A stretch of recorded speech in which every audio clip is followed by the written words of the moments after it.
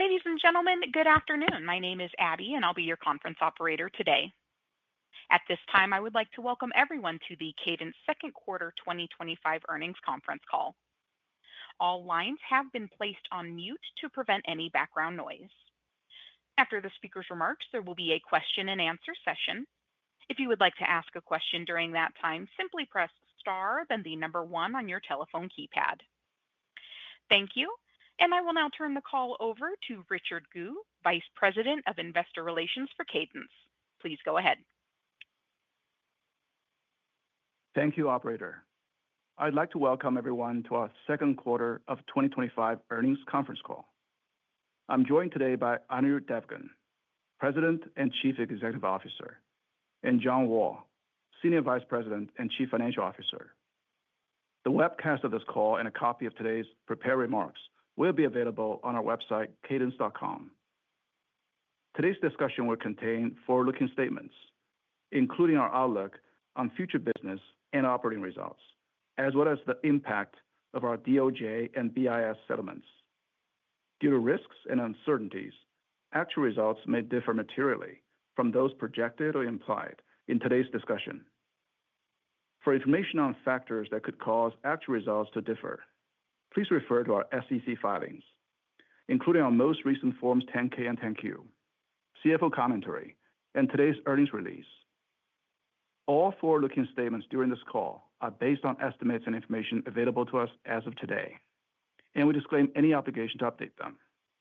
In addition, all financial measures discussed on this call are non-GAAP unless otherwise specified. The non-GAAP measures should not be considered in isolation from or as a substitute for GAAP results. Reconciliations of GAAP to non-GAAP measures are included in today's earnings release.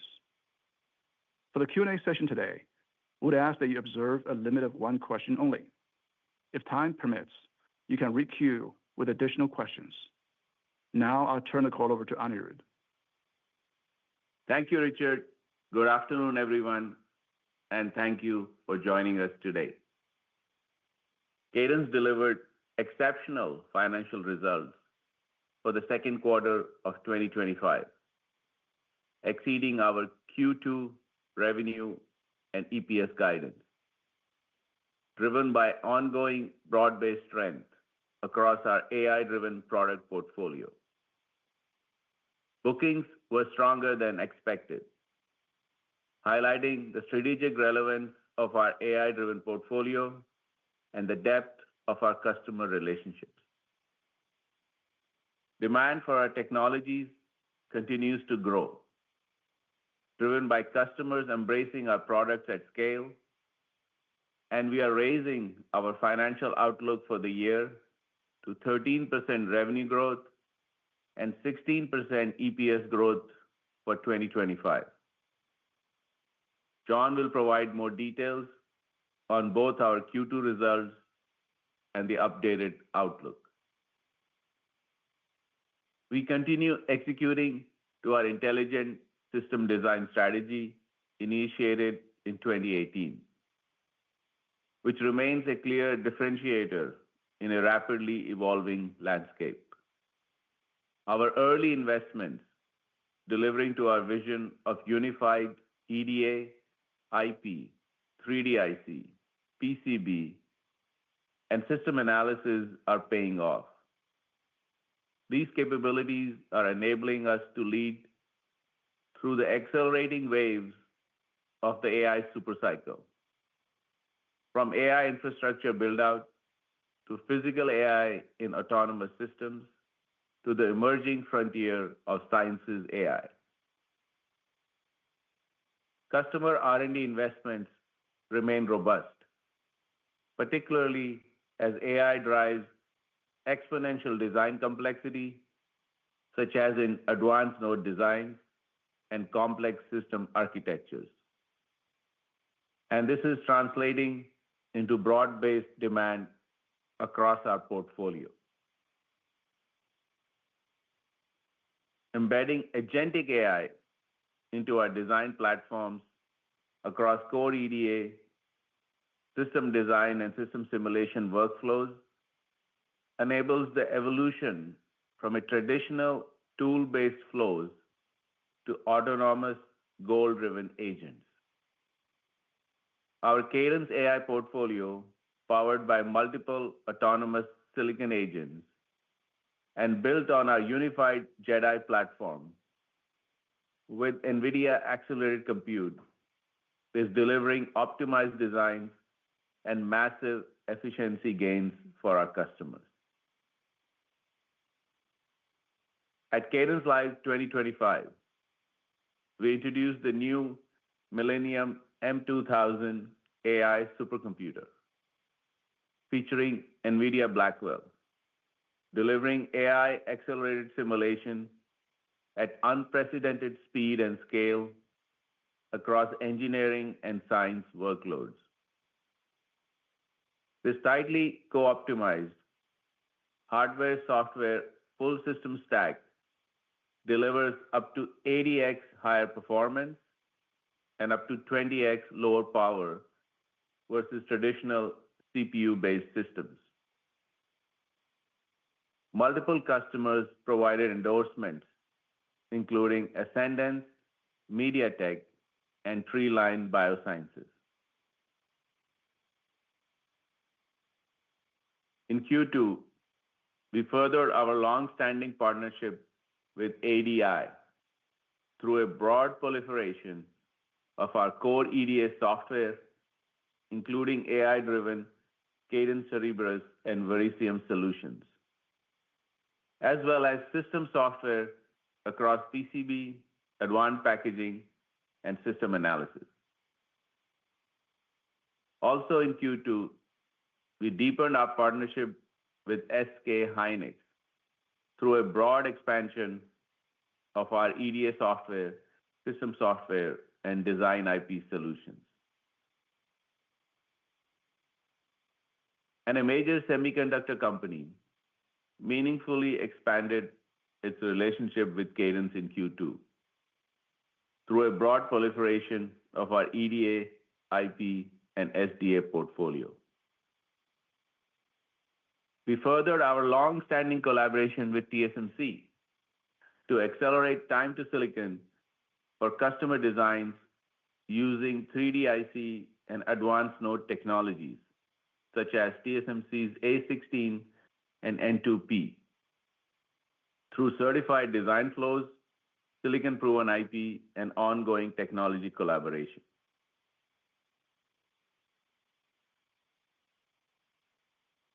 We continued the strong momentum in our IP business, delivering more than 25% year-over-year growth in Q2, driven by product strength and a broadening silicon solutions portfolio. AI and HPC use cases spearheaded the strong demand for our IP offerings, with advanced technologies such as HBM4 and 224G SerDes notching key wins for scale-up and scale-out in the AI infrastructure space. We built on our strategic collaboration with the emerging advanced foundry as they awarded us a large deal in Q2 for our leading HBM4 solution. We introduced the industry's first LPDDR6 memory IP, offering up to 50% higher performance to meet the growing memory and capacity needs of AI LLMs and agentic AI workloads. At Cadence Live 2025, we launched the Cadence Tensilica NeuroEdge 130 AI co-processor to accelerate physical AI applications. And in Q2, a market-shaping wireless technology company selected Tensilica Hi-Fi 5S as the standardized audio solution for its music and voice platforms. Our core EDA revenue grew 16% year-over-year in Q2. Further proliferation of our digital full flow at the most advanced nodes continued, and more than 50% of advanced node designs using our implementation solutions are now using Cadence Cerebrus.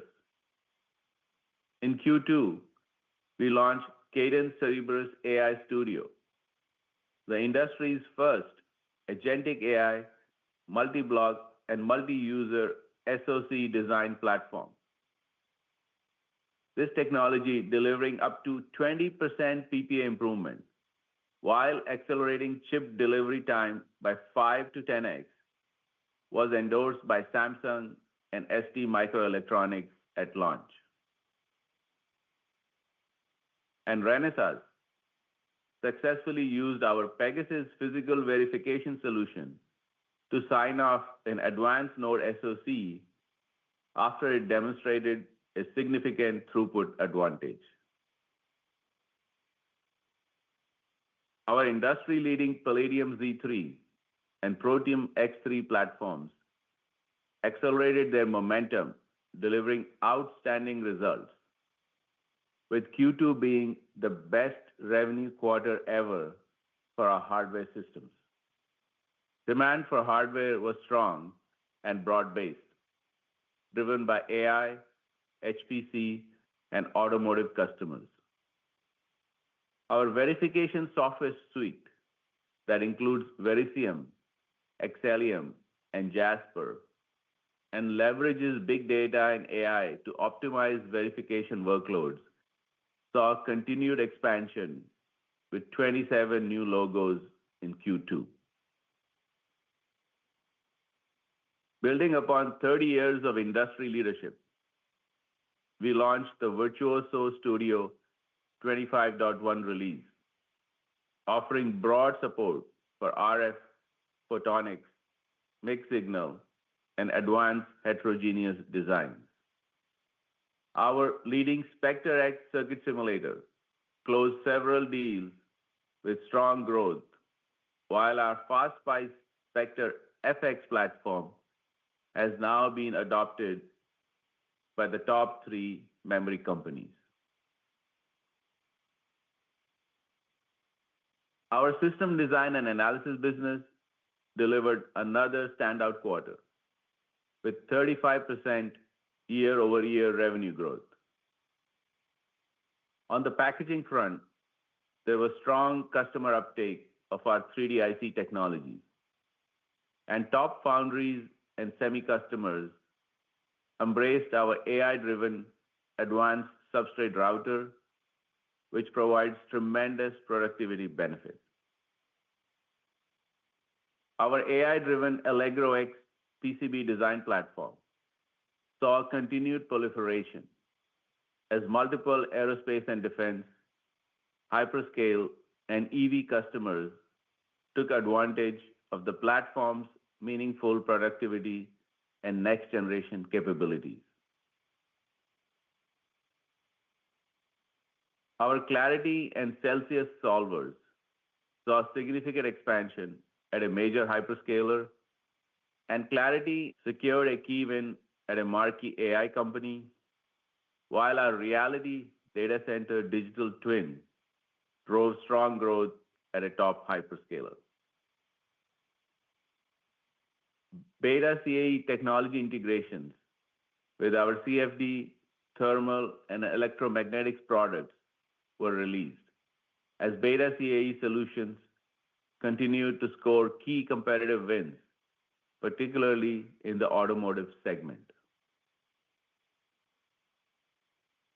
Finally, I'm pleased to share that we have entered into a settlement with the U.S. Department of Justice and the U.S. Department of Commerce's Bureau of Industry and Security that resolves the previously disclosed investigations into certain transactions with customers in China that occurred between 2015 and 2021. The settlement represents a mutually acceptable path forward for all parties, and we believe are in the best interest of our customers, partners, and shareholders. I want to emphasize that Cadence is deeply committed to the highest standards of compliance, and we have significantly enhanced our compliance processes over the last few years and continue to implement improvement measures to proactively address evolving trade restrictions. We remain focused on delivering for our customers and shareholders and executing the clear strategy we have laid out to drive innovation and enhanced value creation. In summary, I'm delighted with our Q2 results and the continued momentum across our broad and innovative portfolio. The AI-driven era presents tremendous opportunities, and the co-optimization of our comprehensive EDA and SDA portfolio with accelerated computing and Gen AI uniquely positions us to deliver breakthrough solutions across a wide range of markets.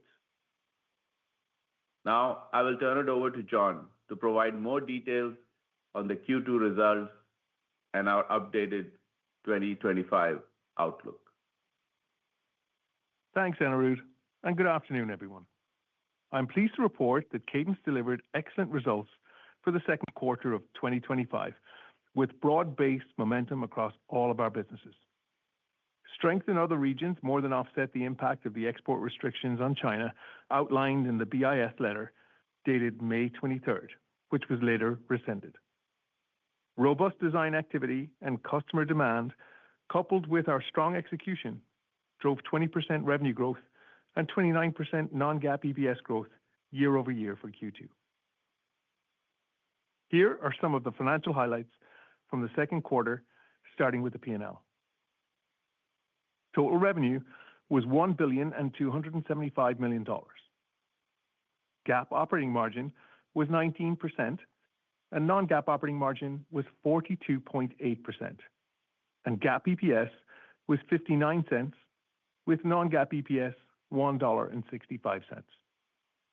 Next, turning to the balance sheet and cash flow, cash balance at quarter end was $2,823 million, while the principal value of debt outstanding was $2,500 million.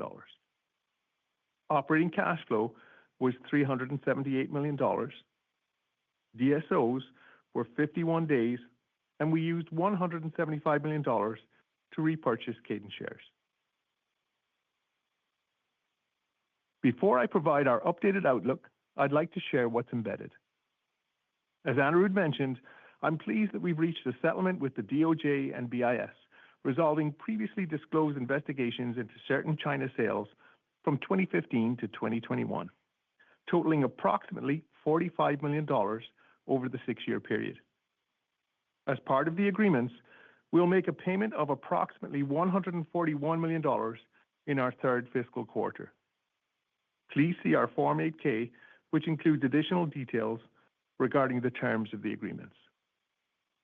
On July 4th, 2025, the One Big Beautiful Bill Act was enacted in the United States. This act includes the restoration of favorable tax treatment for certain business provisions, including the immediate expensing of United States research and development expenditures. We expect it to decrease Cadence's United States federal tax payments for the remainder of fiscal 2025 by approximately $140 million. Our updated outlook includes the timing of the settlement penalty, the cash tax benefit of the OBBBA, and the usual assumption that export control regulations that exist today remain substantially similar for the remainder of the year. Our updated outlook for 2025 is revenue in the range of $5.21 to $5.27 billion, GAAP operating margin in the range of 28.5 to 29.5%, non-GAAP operating margin in the range of 43.5 to 44.5%, GAAP EPS in the range of $3.97 to $4.07, non-GAAP EPS in the range of $6.85 to $6.95, operating cash flow in the range of $1.65 to $1.75 billion, and we expect to use at least 50% of our annual free cash flow to repurchase Cadence shares. With that in mind, for Q3, we expect revenue in the range of $1,305 million to $1,335 million. GAAP operating margin in the range of 32 to 33%. Non-GAAP operating margin in the range of 45 to 46%. GAAP EPS in the range of $1.14 to $1.20. And non-GAAP EPS in the range of $1.75 to $1.81. As usual, we published a CFO commentary document on our investor relations website, which includes our outlook for additional items, as well as further analysis and GAAP to non-GAAP reconciliations. In conclusion, I'm pleased with our strong first half results and the robust pipeline for the second half of the year. At the midpoint, we now expect revenue growth of 13% and non-GAAP operating margin of 44% for the year. I'd like to close by thanking our customers, partners, and our employees for their continued support. And with that, operator, we will now take questions. Thank you. And at this time, I would like to remind everyone who wants to ask a question to please press star and then the number one on your telephone keypad. As a courtesy to all participants, we ask that you please limit yourself to one question, and we'll pause for a moment to compile the Q&A roster. And our first question comes from the line of Joseph Verwink with Baird. Your line is open. Great. Thank you for taking my question. I wanted to ask a question on physical AI. It seems like over the past quarter or so, many of your key development partners have had more to say around what they're doing with edge devices or even small language models, maybe as a means to enabling physical AI. Is this factoring into the booking strength you've seen recently? And is it maybe leading to more spend or different spend with Cadence, just in terms of the tools that this is going to need versus what the initial build out of AI infrastructure has meant?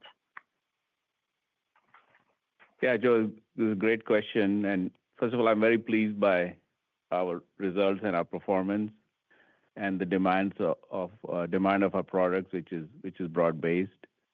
And also, I think there is, first of all, I believe there is overall optimism in the benefits of AI in our customers, both from, what they can, their own products and also how they can use AI internally. So therefore, they are investing more in their innovation and, given the critical nature of our products, investing more in Cadence. Now, it has several aspects to it. And I have been a big fan of physical AI for a long time, because one unique advantage we have in Cadence is the privilege to work with all the top companies in the world.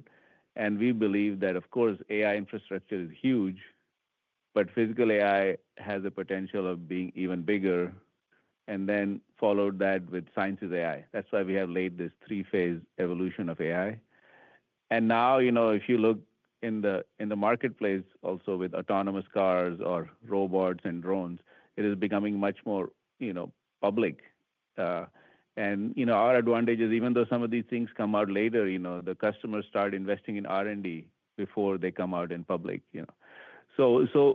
But I think physical AI will play a very key role for our products, because the silicon required, first of all, and physical AI will affect the whole three layers of that AI cake that I've talked about. So first of all, the silicon is different in the car or in the robot or in the edge devices is different than data center silicon. I mean, it's still AI driven, but it's more power optimized, runs on lower battery, as you know. So the silicon is different. The simulation and design is different. And of course, the AI models themselves are different. They're more word model than LLMs. But all these physical AIs still need to be trained. Even if the inference, like for autonomous car, runs on the car, the actual AI model is trained on the data center.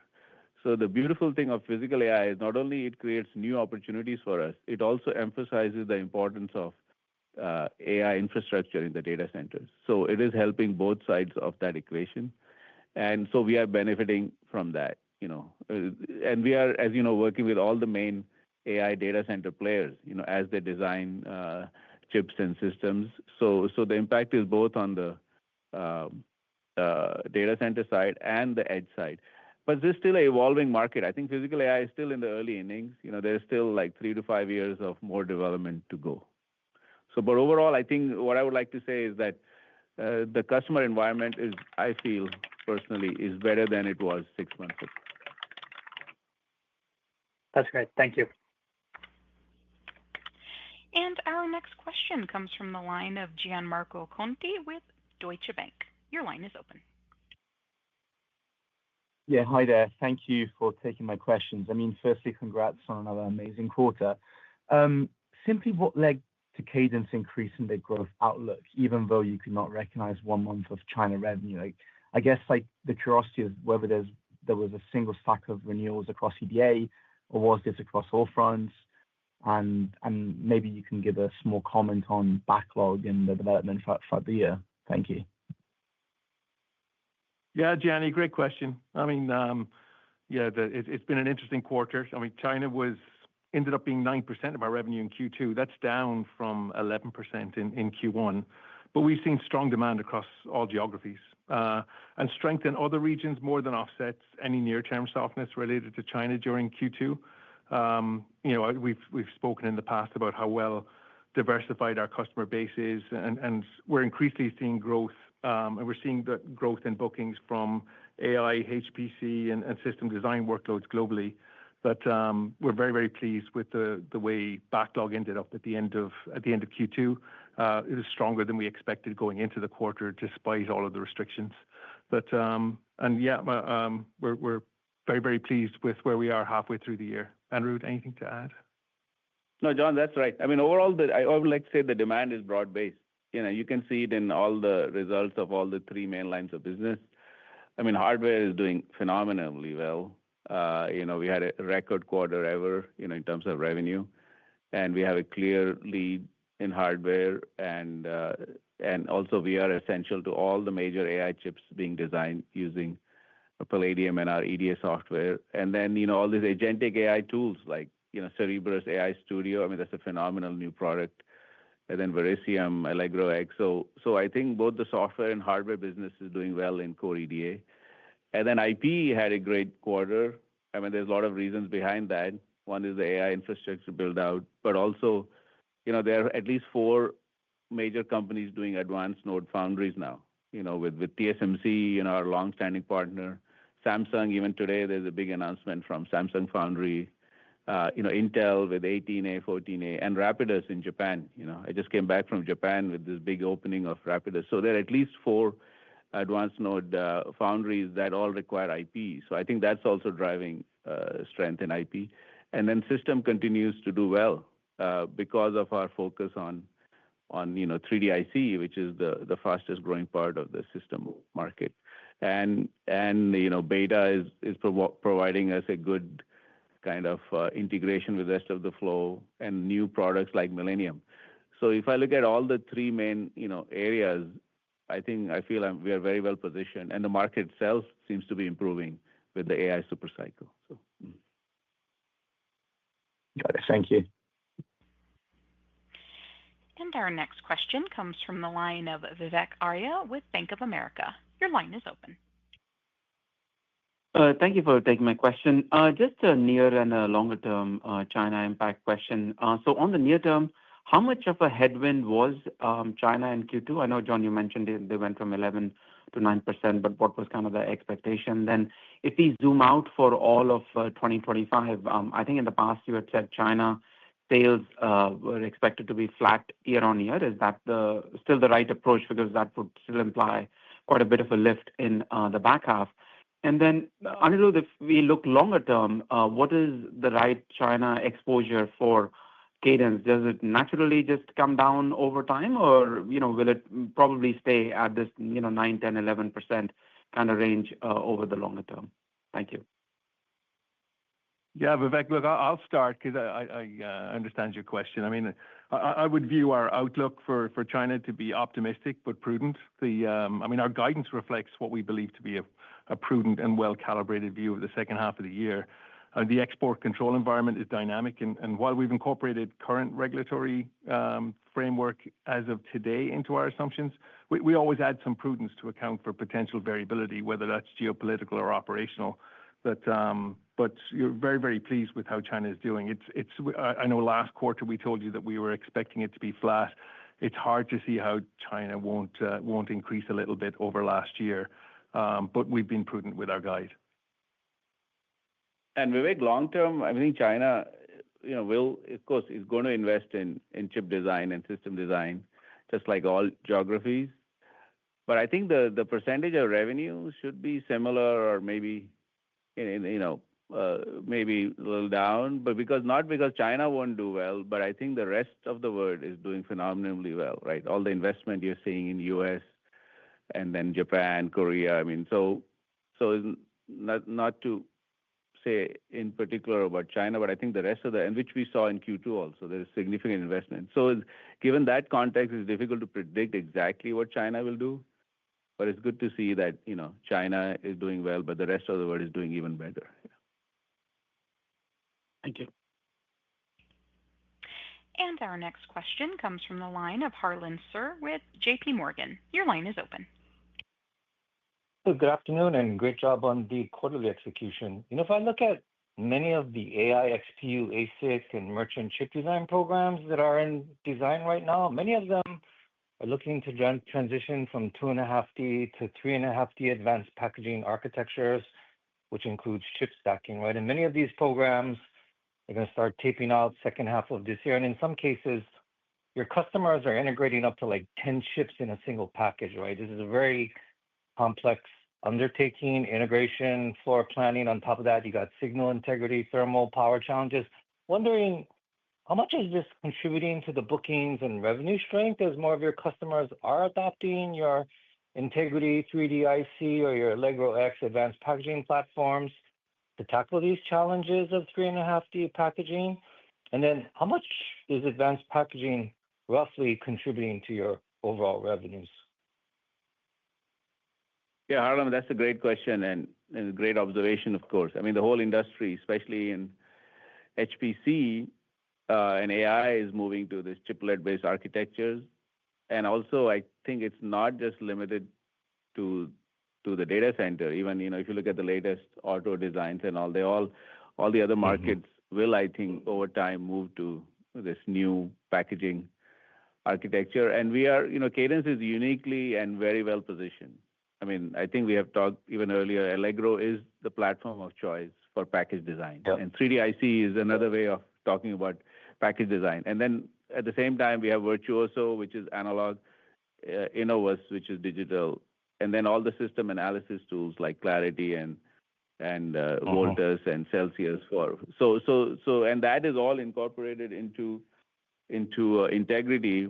And then we closely worked with the TSMC. The TSMC had done a fabulous job, by the way, in 3D IC. And we have worked closely with TSMC over the last several years, to develop this 3D IC flow that is used by most of their main customers. And then now, Rapidus and Samsung and Intel, we're working with all the other foundries to develop this kind of 3D IC flow because it will be critical for all the other foundries. And, we don't explicitly call out Allegro in our SDNA business, but it is a significant part of that business. But also, it pulls in, the other things. It's not just Allegro by itself, but it naturally pulls in analysis tools, and Clarity and all those things, and even the base tools like Virtuoso and Innovus. But it is a platform of choice for all the major companies as they implement this new 3D IC or now 3.5D IC technologies. Yep. Thanks, Anirudh. And this is only the beginning. I think even in TSMC, OIP, they showed roadmap that this is only going to increase. I mean, this is orthogonal access to, this is orthogonal access to Moore's Law. So Moore's Law, first of all, okay, we are always worried about, this is natural questions from investors or employees sometimes, how long will the Moore's Law continue? So first of all, Moore's Law anyway is going to go to at least 1 nanometer, right? So we are at 3, 2, 1.41. Okay, that's 10 years. And I visited, some of our research partners like IMAC, and they're planning, Moore's Law to go till 2042 with new transistor structures. But at least for next 10 years, I see Moore's Law being strong. But then this 3D IC and heterogeneous integration provides orthogonal levels of integration. And if you look at TSMC and other roadmaps, right, they have very aggressive roadmaps to be able to put more and more chips, like you said, in a package. So we are pushing on both of these dimensions. Moore's Law, we want to make sure we are aligned with all the latest technologies and customers, and then this 3D IC and heterogeneous integration. So. Great. Thank you, Anirudh.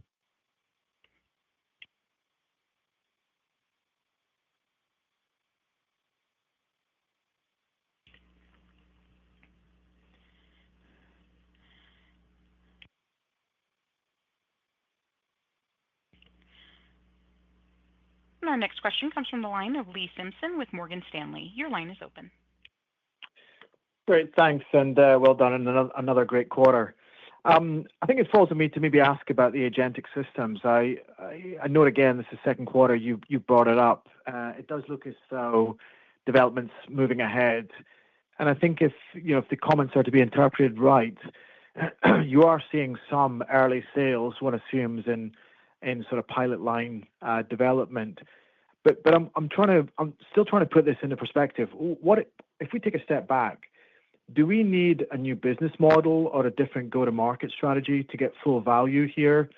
And more generally, how will you monetize this added value that an agentic system will bring to the customer? Just any thoughts around that, and maybe timing as well, because it does look as though this is relying on still early stage reasoning models. Thanks. Yeah, Lee, that's a good question. So, I mean, as you know, we package them separate from our base tools. So, of course, base tools are phenomenal, but then we have these agentic workflows on top of our base tools. And customers are embracing both our base tools and the agentic AI flow. I mean, two great examples. I mean, one of them I mentioned briefly is in the back end, Cerebrus. Cerebrus by itself, like I mentioned, is more than 50% of our designs are already using Cerebrus, which let's call it classical AI. But now with Cerebrus AI Studio, it's a whole workflow. So it's an agentic AI solution. Instead of just doing block implementation, it does floor planning, it does time enclosure. So what typically a designer could do, like 3 to 5 million instance design, they could do like 30 to 50 million instance. So it's a massive productivity and PPA benefit as the AI does more of the manual work that was manual in the past. So that tool itself had a lot of early adopters, like we mentioned on the call, Samsung and SD and others. And then there is on the other side, which is verification and RTL writing. This whole notion of LLMs generating and reasoning LLM generating code is a big thing, not just in software development like C, C++, but also, chip design and RTL.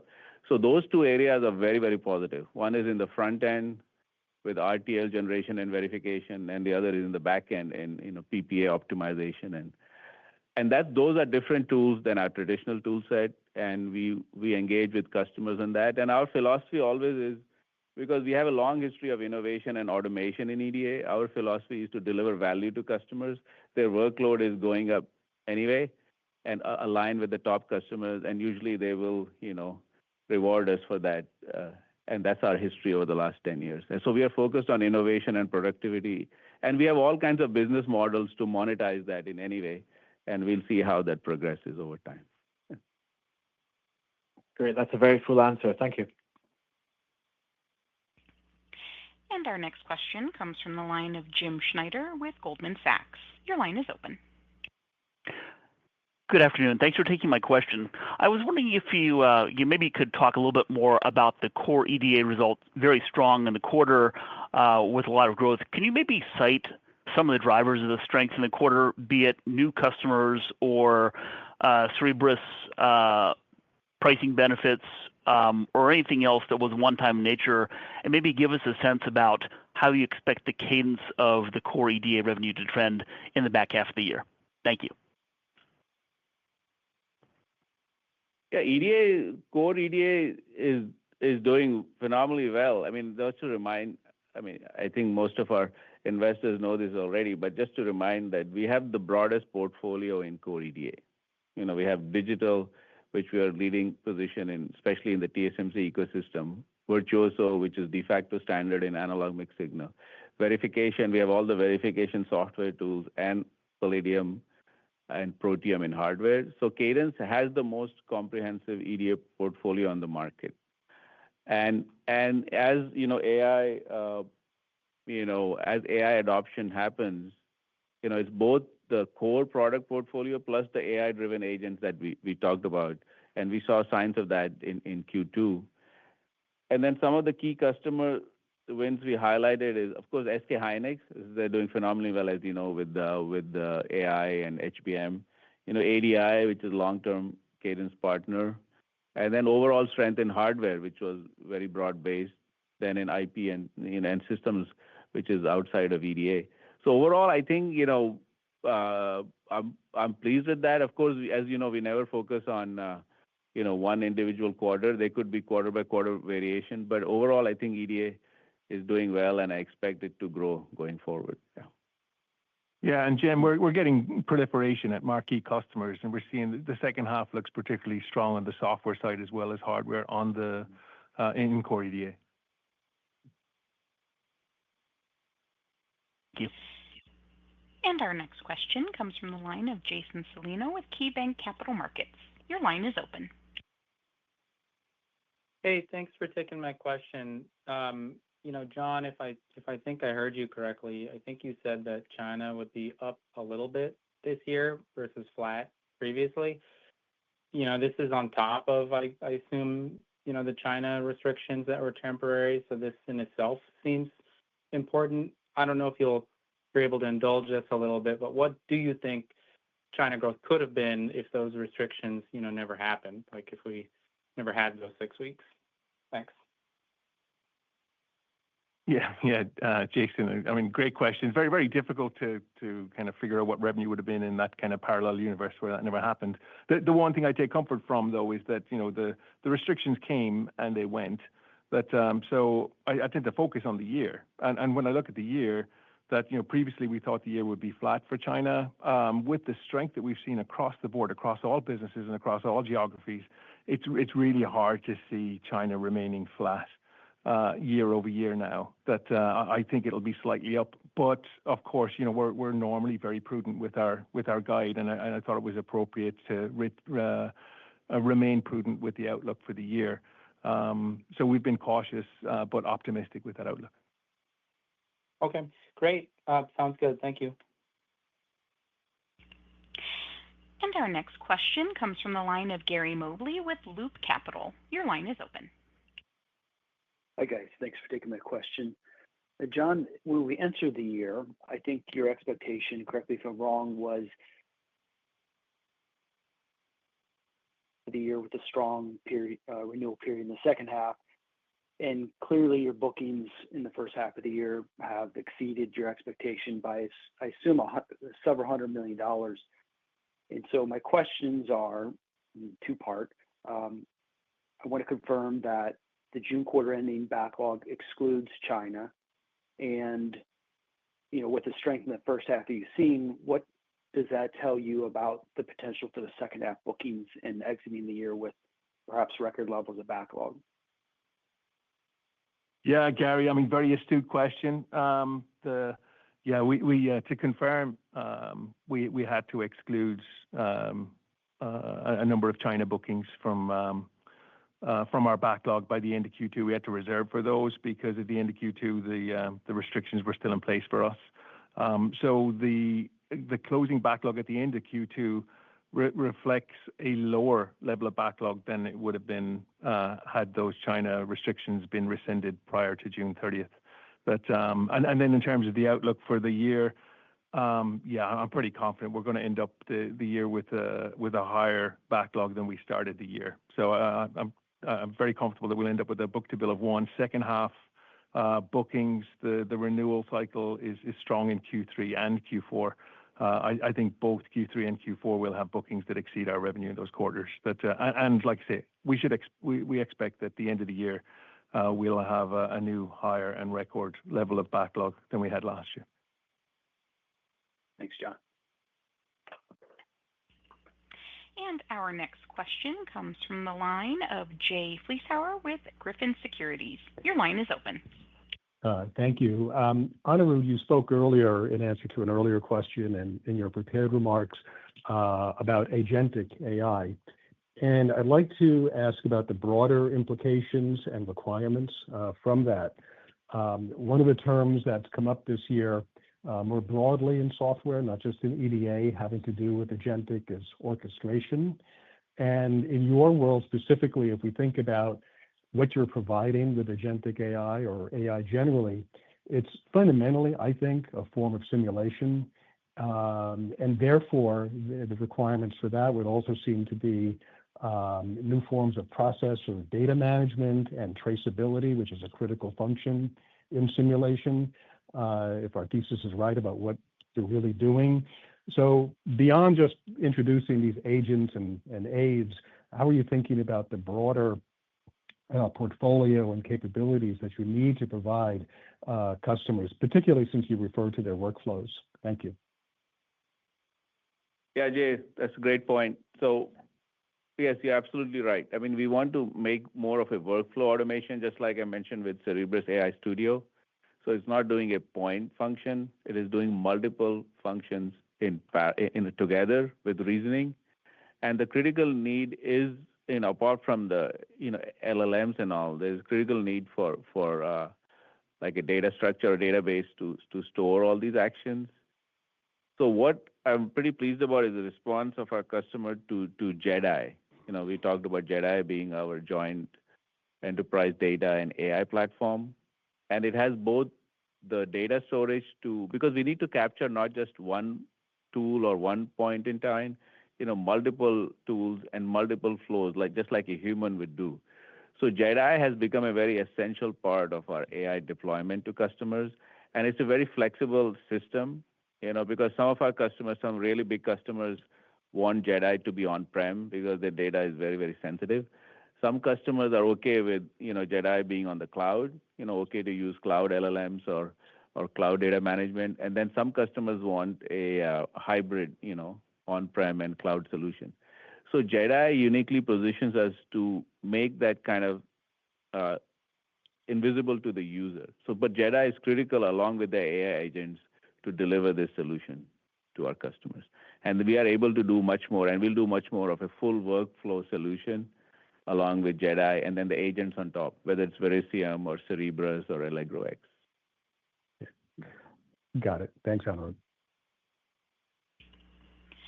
And our next question comes from the line of Joe Quatrochi with Wells Fargo. Your line is open. Yeah, thanks for taking the question. Just to follow up on another question on the China impact, I mean, I guess, can you help us understand what would have RPO been had the restrictions not been in place exiting the quarter, if it had been rescinded prior to exiting the quarter, just that difference so we know what RPO, I guess, technically really is now? And then just to clarify, on the full year guide increase, is that all driven by the upside from China, or is it other regions as well? Yeah, Joe, just take the second part of that question first. I mean, the increase is because of the strength we're seeing across the boards and across all geographies. I mean, when we were updating our guide, the guide we gave you at the end of last quarter was without any China restrictions. And at the time we were updating the guide, we obviously knew that those restrictions had been rescinded. So it is an apples-to-apples view when you compare the guides now against this time last quarter. We've taken the year up by $50 million. And we've taken up EPS by about $0.12. And that's on the back of very strong bookings activity and performance that's we're seeing right across the globe. In relation to the backlog impact of China, when we held up revenue for China, any of those orders in which revenue was paused as a result of the China restrictions as at the end of Q2, we had to back out the bookings from the backlog at that time. But I think if you look on a year-over-year basis, the right way to look at it is that we will end up the year with a higher and record level of backlog. The book-to-bill will be greater than one for the year, which indicates a very strong bookings half for us in the second half of this year. But that's mainly due to strength across all regions, across all geographies. And we have a high level of renewal activity that just naturally falls into Q3 and Q4 because we have a number of expiring contracts in those quarters. Thank you. And our next question comes from the line of Charles Shi with Needham. Your line is open. Taking my question. Maybe this is for John. Hey, John. I think you reported the recurring revenue as a percentage in Q2 was 78%. This is probably a multi-year low. And wonder what's the expectation for the full year, the recurring revenue percentage, and what is the long-term normalized level? Maybe this is a related question, if I may. I believe your hardware is mostly manufactured in the U.S., and presumably there should be no direct tariff impact. But was there any customer behavior-related pull-ins that was seen in Q2 and possibly also in Q3? Thank you. Yeah, Charles, great questions. But on the hardware side of the business, I mean, the hardware demand continues to amaze us, really. I mean, the tremendous products that we have there. And the team is continuously trying to improve our production capability and manufacturing capability to produce those hardware systems as quickly as possible to try and keep up with that demand. We make hardware systems in North America for the North American market and outside North America for the international market. So we think our tariff exposure is quite limited. Just generally on the strength in hardware in Q2, combined with us having to pause a lot of ratable revenue in China during Q2, caused the recurring revenue percentage to dip to about 78% for the quarter. But if you look, typically, we look at that as a kind of a rolling annual number. We'd expect it to be about 80/20, 80% recurring and 20% upfront. And that's been growing. I mean, in the past, that was probably 85/15, and now it's gone more towards 80/20. But that's really the result of the strength in demand for our upfront businesses, which mainly come out of IP and hardware. Thank you. I appreciate that. Nice. And our next question comes from the line of Ruben Roy with Stifel. Your line is open. Yes, thank you for letting me ask a question. Anirudh, I wanted to touch back on IP. I know IP historically has been a little bit lumpy, volatile, whatever the word you want to use, but you've had quite a bit of strength recently. IP was up, I think, 30% last year, 40% last quarter, and another 25% this quarter. You talked about your broadening portfolio, but it sounds like a lot of this is going into AI and HPC, and obviously faster design cycles in those markets, et cetera, in recent years. I'm wondering if you could talk about your longer-term perspective on IP growth. Is this sort of sustainable at potentially higher rates than you've thought about historically for that segment? Thank you. Yes, that's a great question. And, in general, I think I am much more optimistic in IP than I was, let's say, 2-3 years ago. And I mean, there are multiple reasons for that. One is, we are investing more in IP now because we feel, first of all, that our EDA position is very, very strong. For years, we invested in EDA, and we continue to do that. But at this point, we feel we are in a strong position in EDA. We are in a growing position in SDNA, given 3D-IC and strength of Allegro and AI. And IP, historically, we didn't invest as much, but things have changed. One is because of this, like a previous question, this emergence of chiplet-based architectures, I think, provides more opportunities for IP. The emergence of multiple advanced node foundries, there are at least 4 major ones now, provides more opportunities for IP. And our portfolio has also improved with some good M&A, like we got HBM4 from Rambus, and There's several others over the last few years. So I feel now we are crossed like a critical mass for IP to be a good business for us. And you're seeing that last year, the 1 year doesn't make a trend. I think we are seeing that this year. And so, but I do expect in longer term that IP can grow faster than Cadence average, which is what we like to see in these. And now it will have slightly lower margin than EDA, but of course it can grow faster. So at a rule of 40, that's a good area and we continue to invest in that. And especially with the AI, driven IPs, new foundries, this onshoring, I think it's a good business for us and good growth for next several years, I expect. Thank you. And our next question comes from the line of Clark Jeffries with Piper Sandler. Your line is open. Hello. Thank you for taking the question. Just a clarification on the tax benefits. I heard $140 million for the remainder of the year. Just to clarify, is that for 2 quarters and that the annualized benefit might be close to double that? And then just from a philosophy perspective, does this change around R&D expensing sort of change your appetite for incremental investment or near-term windfall but normalized over time and no change to appetite? Thank you. Hi, Clark. Yeah, I mean, no change at all to our approach and our strategy and our R&D investment. I mean, we love investing in R&D. We think we do that quite well.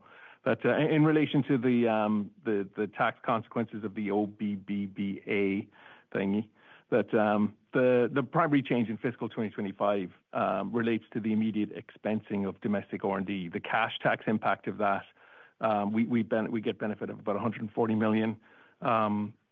Before the end of this year, but there's a smaller portion of that of an impact to the GAAP P&L.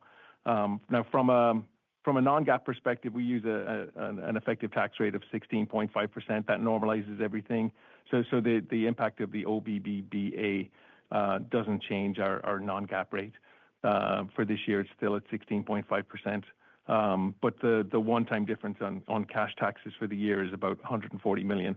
Now, you'll see the benefit of that in Q4, but it's already incorporated into our annual guide. Thank you.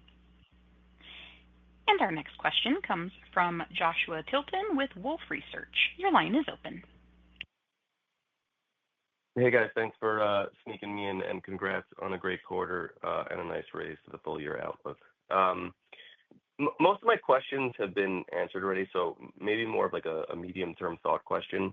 When you look at the guide for the full year, it still kind of implies that the recurring revenue side of the business is going to see muted growth. Now, I know some of this is because, there was a little bit of a hole this quarter because of China, but how do we think, long-term, the trajectory of recurring revenue growth from here and your confidence in the durability of, total growth as maybe you roll off the hardware cycle or you start to see slower growth on the upfront side?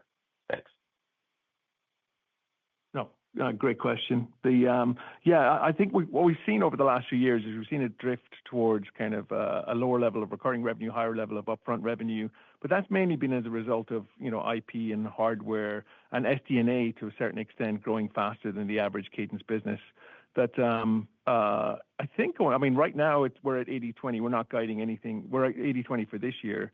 That we continue to expect that split. That we're not guiding for next year yet, but I actually think that the core EDA software is doing so well that there's quite a good chance that 80/20 remains for quite some time. Because we're seeing good growth there. Like we're seeing a lot of growth right across the whole portfolio of the Cadence business and across all geographies right now. So we're very, very pleased with the way that's working out, and really the change in recurring revenue is just a slight change in how customers consume our technology and our solutions, and it's how we provide them. And we're just delighted with the continuous adoption from those customers. Love to hear it. Thanks for sneaking me in, guys. Appreciate it. Thanks. And our next question comes from Nay Soe Naing with Berenberg. Your line is open. Hi, thank you for taking a question from me, and also congrats on the quarter and the good raise and the full year guide. A question on agentic AI, please. I was wondering if you could maybe share your thoughts on what do you think will be the toughest adoption barriers, because from my point of view at least, the agentic AI products that you guys have, unlike the broader software AI that we've seen, ROI shouldn't really be a sticky point here. So I was wondering, what would be the sticking points here? Would it be the operational challenges, i.e., customers adopting or implementing your agentic workflows in their established workflows today, or is it more of a human element here where unfamiliar with the technology, or people are somewhat worried that their jobs may be at risk from adopting your AI solutions? Thank you. Yes, very insightful question. I think one thing I would like to emphasize is that there is a difference in chip design and system design versus general software. What I've seen, versus because this is engineering software versus kind of IT or enterprise software. And our history in EDA, I mean, there's few things that are different. First of all, engineering software or EDA, we have already provided over years a massive level of automation. Now, it was not because of AI. It was used in the past was because of classical methods. So our users and customers are already used to a lot of automation. If I look at like 20 years ago to now, I think the EDA productivity by EDA has gone up by like 100x. Like things like what used to take like 500 people 5 years to design will now take like 50 people like 1 year to design or something like that. So, or like half a year to design. So our users are already used to a lot of automation, which may not be the case in like classical kind of software. The second thing is that our workload of our customers is going up exponentially because of Moore's law and 3D IC. So this is a very different environment than, if the workload is constant in some industry that is not evolving. In chip design, by 2030, the chips will be, right now there are 100 to 200 billion transistors. It's expected the chips will be 1 trillion transistors by 2030. Then you add all the software, you add the new architectures. So the workload will go up by 30, 40x in the next 5 years. Okay. There's not even enough talent or headcount to hire to meet that requirement of 30x. So this is not an industry in which the workload is going to be fixed. Okay. And then the worry of the people is if you use AI, your job will be affected. Here, you need AI to cope up with the 30x. So I believe that the customers, and this is talking to all the big customer CEOs, they will invest in R&D, okay, but they will in headcount, but they don't want to invest 30 times the headcount, okay. I think the headcount in our customers' R&D will go up maybe by 2-3x, but the remaining gap of 10x in productivity has to be made up with more automation, and they are willing to invest in agentic AI and more compute to balance that, because there's not even that many engineers you can hire. So the two things which are very different in EDA and SDA versus general software, one, our customers are used to more and more automation over the last 30 years. And second, the workload is going up so much that they have no other choice but to use automation and AI. So I think that's why the real test for us will not, in my opinion, be whether the customers are willing. I think the customers are willing is the productivity of our solutions. So what I've seen with our customers is if the product works, if they give better PPA, if they're faster, our customers will always adopt that. And because they have more and work to do. And that's what we focus on, like Cerebrus AI Studio, does it give 20% better PPA, or does Verisium give 5-10x benefit? And this is the history of our customers. And because these are the best and the biggest, the brightest companies in the world, right? We are all Mag 7 are our customers, all the top 50 companies in the world. So we deliver value. I've always seen they will adopt it because the workload that they're doing is increasing a lot. Workload, Anirudh. I mean, the AI tools create more demand for our core EDA tools as well, right? But we always said it would take a couple of contract cycles. And we're always very mindful of the balance between delivering cutting-edge innovation and ensuring our solutions remain accessible and valuable and useful to customers of all sizes. I mean, the increasing design complexity, particularly with AI and advanced nodes, naturally creates demand for more sophisticated tools and IP. But our goal is always to deliver measurable ROI through productivity gains, faster time to market, and the improved PPA, the outcomes that customers can get from using our core EDA. So we do think core EDA has growth in there, and we could well benefit from that over the next few years. That makes a lot of sense. Thank you very much. Thank you for the thoughtful answers. And our next question comes from the line of Siti Panigrahi with Mizuho. Your line is open. Great. Thanks for taking my question. Yeah, most of my questions have been answered, but just want to follow up to one of your comments on that strong bookings. How do you characterize the demand for your traditional semi-customer versus systems like hyperscaler, that segment? And do you see any kind of positive sign on the traditional semi-customer? Yeah, that's a very important question. I mean, first of all, the system companies are doing more than before, as you would expect. Not just the classical data center, but hyperscalers, but also like physical AI, like cars, and then on the semi side, of course, some customers are doing phenomenally well, right? Like NVIDIA and some of the other like Broadcom.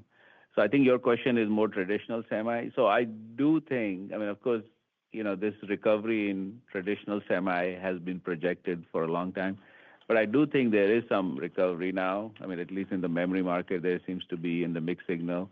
And we highlighted, for example, ADI that's doing phenomenally well, and we had a very good arrangement. ADI is a long-term partner of Cadence, but we had a very good expansion in Q2. So I think there are some signs that the traditional semi are also doing, but it's still early, and we'll wait and see. But for us, we are, as you know, we are very diversified, both geographically and customer-wise. So it's important, but not critical for us. So we are patient. So the recovery will happen in traditional semi. Maybe some of it is starting. And to the extent it happens, we'll be ready for it. But we are not critically dependent on a particular customer set recovering at a particular time. Yeah. Thank you.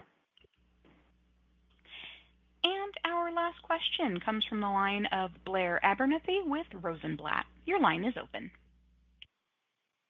Thanks for squeezing me in, guys, and a great quarter. Anirudh, just want to ask you again about the system design analysis, the traditional simulation, multi-physics simulation. You're outgrowing the market pretty substantially, even if we back out a couple extra months from data CAE. You're still, mid to high 20s, it looks like, organic growth. What's driving that organic growth? Is Millennium helping with that? And I'm just wondering, as you look at that market, which is sort of a 10% kind of growth market, how long do you think you can sustain that significant growth? Yeah, good question. I mean, like I mentioned, the growth is driven by multiple things. I mean, 3D IC and the strength in Allegro that pulls in other products is a key factor. It's not just Allegro or 3D IC by itself, but all the analysis tools. Because I think most of the disruption in the system space is either very, very close to the chip, like with 3D IC, or it is very, very far, like data center simulation. And we have great partnership and products in, Cadence Reality, which is full data center simulation, and then, very close to the chip, which is Allegro and 3D IC and Integrity. So those markets, I think, should be growing faster than the overall system market because that's where the disruptions are happening, and that's where we are focused on. And then Beta is helping to pull in some of the other, because one of the key challenges in the system side is to build out the channel. And even though not only Beta provided great products, it also helped us on the channel side. Okay, so that's the second reason. And then I'm super optimistic about Millennium, and we kind of spearheading this kind of revolution. I can talk about it for a long time. CPU plus GPU integration with partnership with Jensen and NVIDIA and AI together. But I think it's still in very early innings. So Millennium is still in very, very early innings. I mean, we have a lot of pipeline and demand, but we still has to play out. So, but overall, I think we'll see. But we are pleased with our positioning in systems, especially because we are positioned in the more exciting part of the system market, I believe. Yeah. Just to finish, I'd encourage you to keep focused on the kind of the annual kind of outlook for the company, because quarter-over-quarter numbers can look a bit odd sometimes. As you called out in your question, beta is included in our Q2 numbers this year, but wasn't there last year. Yeah. That's great. That's great. Thanks very much, guys. And I would now like to turn the call back over to Anirudh Devgan for closing remarks. Thank you all for joining us this afternoon. It's an exciting time for Cadence with strong business momentum and growing opportunities with semiconductor and system customers. With a world-class employee base, we continue delivering to our innovation roadmap and working hard to delight our customers and partners.